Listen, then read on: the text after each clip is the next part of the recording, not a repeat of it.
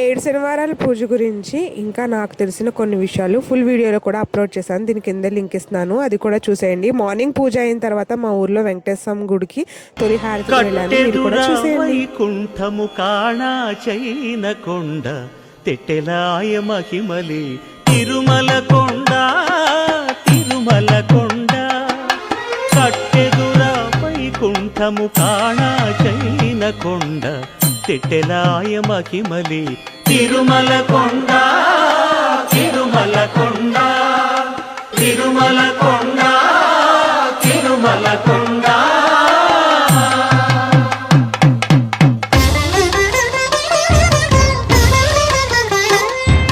తిరువేధుల మెరసి దేవదేవుడు